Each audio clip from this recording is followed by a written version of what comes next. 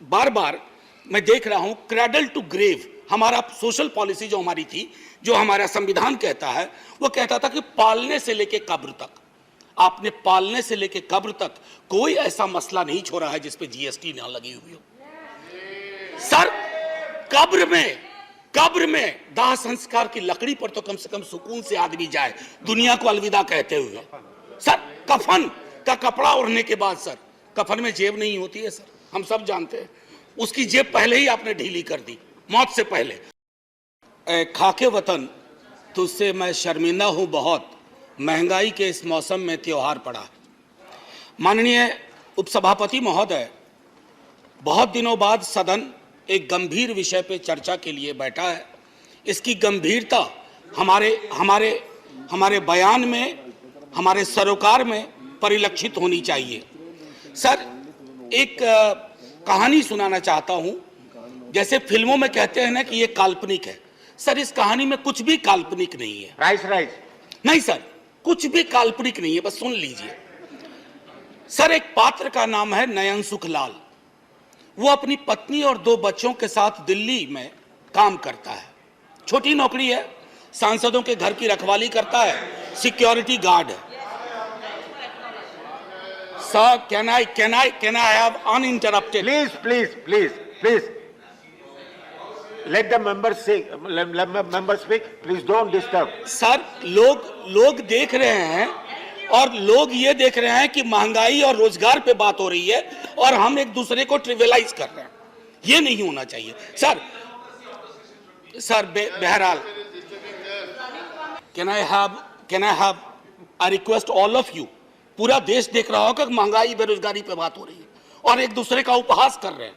आप गरीब का उपहास कर रहे हैं, आप प्राइस किसी व्यक्ति का उपहास में आइए। जी, मैं वो कह रहा था कि नयन सुखलाल अपनी पत्नी 2 बच्चों के साथ रहता है। सर, सांसदों के घर की रखवाली करता है जैसे चौक पे होता है। 20,000 की तनख्वाह है, 10 से 12,000 पे वो साइन करता है, यानी मूल तनख्वाह 10 से 12,000 होती है। उसके 2 बच्चे हैं सर। अब सुन लीजिए, 4,000 रुपए घर का किराया दे रहा है। सर, काटते जाइएगा 10 में 1,200 रुपए सिलेंडर का हर महीना, 1 महीना तो लगेगा ही। खाने पे 50 गुना 2 गुना 30, 3,000 रुपए। स्कूल की फीस, 2 बच्चे हैं, 2,000। आने जाने का खर्चा नहीं जोड़ रहा हूं, आकस्मिक बीमारी को भी नहीं जोड़ रहा हूं, डीजल और पेट्रोल भी नहीं जोड़ रहा हूं, क्योंकि उसके पास सिर्फ साइकिल है। सर, ये नयन सुख दिल्ली में भी है, ये कलकत्ता में भी है, बंबई में भी है, ये हमारे पटना में भी है। नयन सुख के नजरिए से महंगाई को देखिए और बेरोजगारी को देखिए, तब पता चलेगा कि हमारे सरोकार कितने संकीर्ण हैं। सर, एक विशाल पार्टी, पूरे देश में सबसे विशाल पार्टी, एक विशाल राज्य में एक विशाल बहुमत के लिए चुनाव लड़ रही थी। सर, पूरे उस प्रोसेस में कीमतें नहीं बढ़ी। पहले कहा जाता था कि बाजार कीमतें तय करता है। सर, कीमतें क्यों नहीं बढ़ी? मैं इसलिए कह रहा हूं कि विशाल पार्टी होने के साथ साथ हृदय भी विशाल होना चाहिए। बड़ा हुआ तो क्या हुआ, जैसे पेड़ खजूर, पंछी को छाया नहीं, फल लागे अति दूर। हमारी कोशिश होनी चाहिए कि लोगों को रिलीफ दें। अब सर, मैं बार बार देख रहा हूं क्रैडल टू ग्रेव हमारा सोशल पॉलिसी जो हमारी थी, जो हमारा संविधान कहता है, वो कहता था कि पालने से लेके कब्र तक, आपने पालने से लेके कब्र तक कोई ऐसा मसला नहीं छोड़ा है जिस पे जीएसटी ना लगी हुई हो। सर, कब्र में दाह संस्कार की लकड़ी पर तो कम से कम सुकून से आदमी जाए दुनिया को अलविदा कहते हुए। सर, कफन का कपड़ा ओढ़ने के बाद सर, कफन में जेब नहीं होती है सर, हम सब जानते हैं।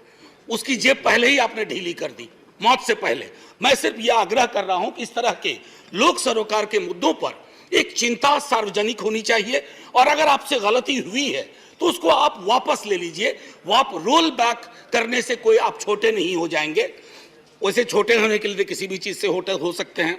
सर, जब इन्फ्लेशन पे मेरा एसडीडी जो था, शॉर्ट ड्यूरेशन डिस्कशन, मैंने इन्फ्लेशन और अनएम्प्लॉयमेंट दोनों को जोड़ के दिया था। सर, मैं उस राज्य से आता हूं, आज भी मेरा 0 आवर था, एडजर्न हो गया।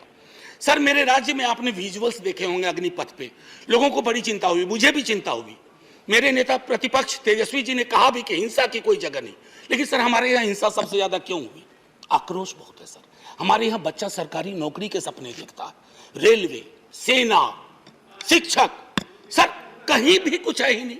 हमारे राज्य को विशेष राज्य का दर्जा देने की बात कही गई, हमारे राज्य को विशेष पैकेज देने की बात कही गई। सर हमारे राज्य को ना फुटबॉल बना के रख दिया गया है, उछाल के इधर उछाल के इधर। हम सिर्फ, मैंने पहले भी कहा था कि हमको आपने श्रमिक केंद्रित राज्य बना दिया है। हम सिर्फ श्रम देते रहें और आप हमको जनसाधारण ट्रेन देते रहिए ताकि हम अलग अलग राज्यों को ट्रेन से अपने श्रमिक पहुंचा सके। सर ये सरासर नाइंसाफी है, सरासर नाइंसाफी है बिहार के साथ। सर मैं एक बात कहना चाहता हूं आपके माध्यम से, बेरोजगारी के मसले पर। मैं चूंकि महंगाई और बेरोजगारी को अलग नहीं देख सकता सर, ये संभव ही नहीं है मुझसे, और ये संभव नहीं है मेरे साथियों से भी कि दोनों को अलग अलग करके देखें, क्योंकि दोनों में ताल्लुक इतना गहरा है। सर एक्स्ट्रा अटेम्प्ट की मांग कर रहे हैं छात्र, बैठे हुए, कोई सुनवाई नहीं। 4 साल की नौकरी पे आपने कह दिया। कमाल यह है कि वो 4 साल जिसमें से 25% को रिटेन आप करेंगे, पता ना जाने कैसे करेंगे, उनकी 4 साल की वो नौकरी भी नहीं जोड़ी जाएगी सर। उनके पास कोई ग्रेच्युटी नहीं, कोई पेंशन नहीं। तो क्या हमने सोशल सिक्योरिटी के पूरे सरोकार को ध्वस्त करने का निर्णय लिया? सर रहम करना चाहिए, सरकारों का काम है, रहम करो।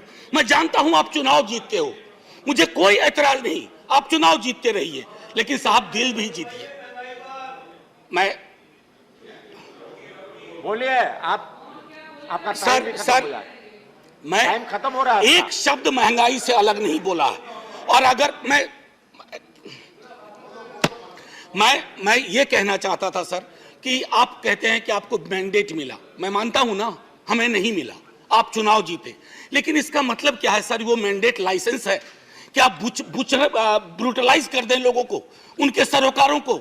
सर कोई भी मैंडेट आखिरी नहीं होता है, कभी ना कभी उसका एक्सपायरी डेट आता है। इशू मैंडेट का इशू पर मैं